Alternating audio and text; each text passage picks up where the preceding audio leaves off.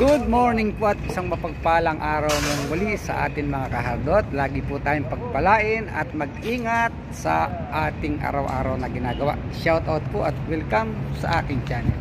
Today's video is about the installation and laying of rebars in our diesel tank. At ito guys, at ipakikita ko sa inyo ang aking gagamiting bakal. And guys, meron tayong cut and bend steel bar dito. Yan, around 16 mm. Ito ang bottom bar. At yun naman ang top bars, yung mahaba. At sa pagkakabit nga ng bakal, mga kahardot, ang inuuna natin ay ang short bar. Then, yung top bars, yun yung mahaba. At ito nga, inaayos nila. Inililipat nila yung maiksi doon sa mahaba para madali silang magkabit at magbigay ng bakal sa ilalim. At ito guys, around 16 mm ito ang gagamitin natin.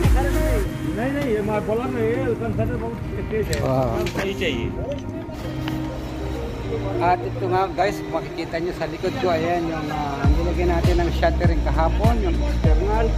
At ito ngayon, kinakabit natin ang reinforce niya. At nag-umpisa po tayo sa paglilay ng ating reinforcement. At inuulit ko, ang concrete covering natin dyan 5 cm sa bottom, sa side ay 5 cm. Ito po ang ating diesel tank at panoodin ninyo kung paano nila gagawin ang pag-install ng bakal.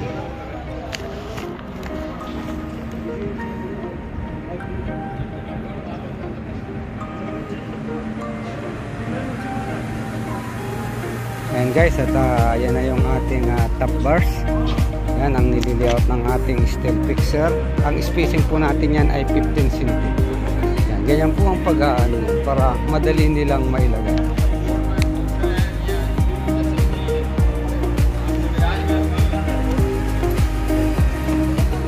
Ayan guys, makikita nyo naka-layout na yung bakal. May mga marka na para spread na lang sila ng spread. Ayan guys.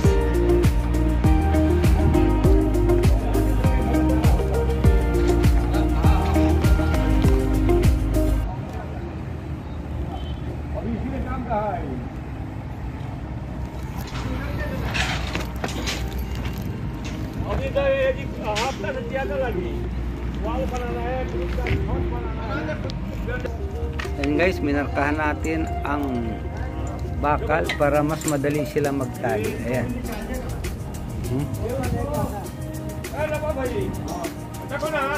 Yan, makikita nyo may mga markang ibaba para dyan tatama yung ating bakal. Okay? Okay.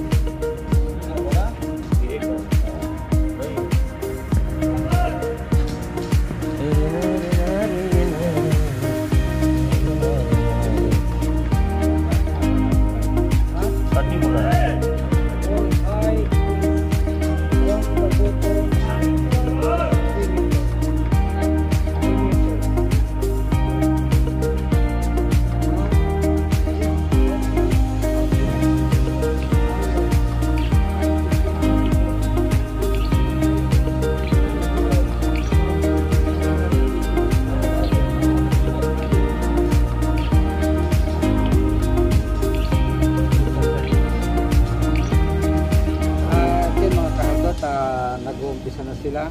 Yun nga, mamarkahan mo na yung bakal mo nung required na spacing para ang steel fixer madali nilang tatalian. Hindi iwa-iwarang o naka-align na maganda ang ating bakal. Kaya kailangan may marka ang both sides. Ang bottom bars at ang top bars ay mamarkahan natin ng required spacing.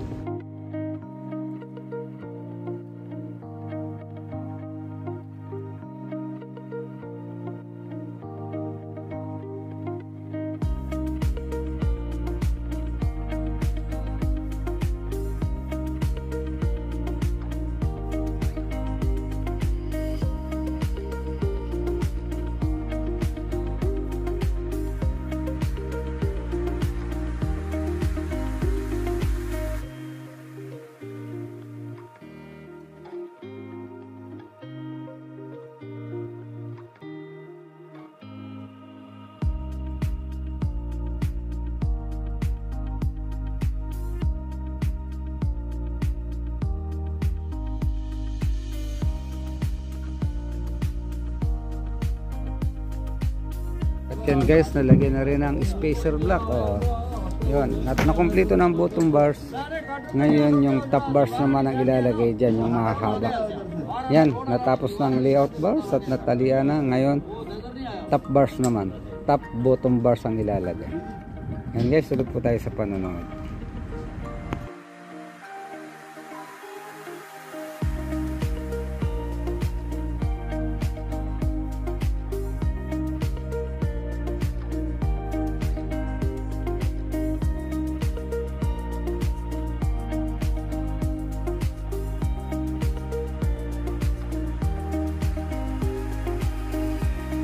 A few moments later. Yon, second day po ngayon at good morning pong muli sa ating lahat. Ayan, at isang malamig na umaga uli. Ayan, at nandito ulit tayo sa ating pundasyon ng tangke at ipakikita ko sa inyo ang paglalagay ng top bars. At ito na po siya sa ating pundasyon. Tingnan nyo guys. Ayan, at napakadali nilang binuo niyan. Kasi nga, the tip is kailangan kang mayroong mga guide bar. Yun ang babasihan mo ng layout. Hindi basta tali ng tali lang. At tingnan nyo naman, ang pantay-pantay ang ating bakal. As per spacing, 15 cm. Yahoo! Ayan guys, oh.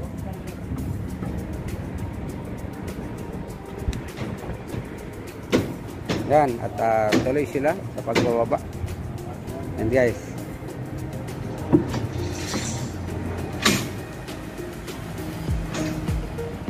coming good still? Still quite good? Happy good? Oh.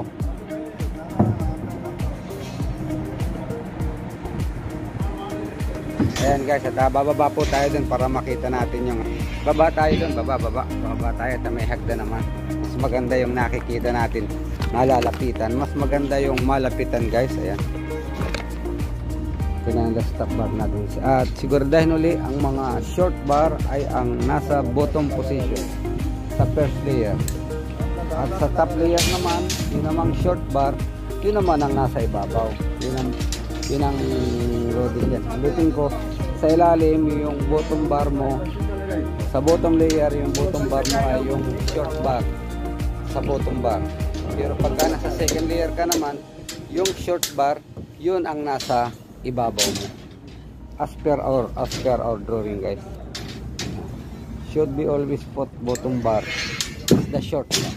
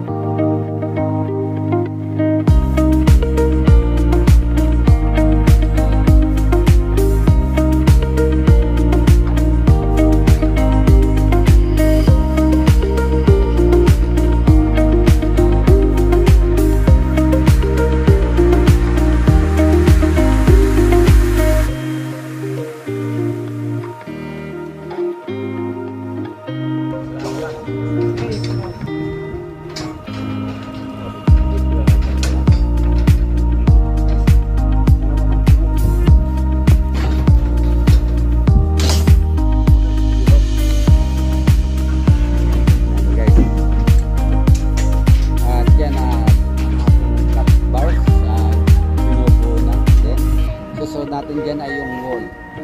Nakalagay na rin yung bakal ng wall. Then concrete na. Nakaroon po tayo ng kikit dito guys. More moments later. At dyan guys, andito na tayo sa ating steel at nilalagay na nila ng vertical bars para sa wall. Ayan guys, tingnan niyo, oh.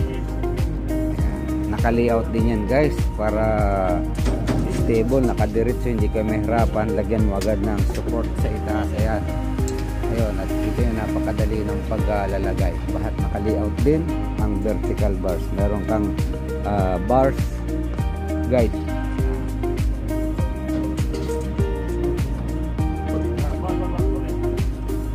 Ayan guys, at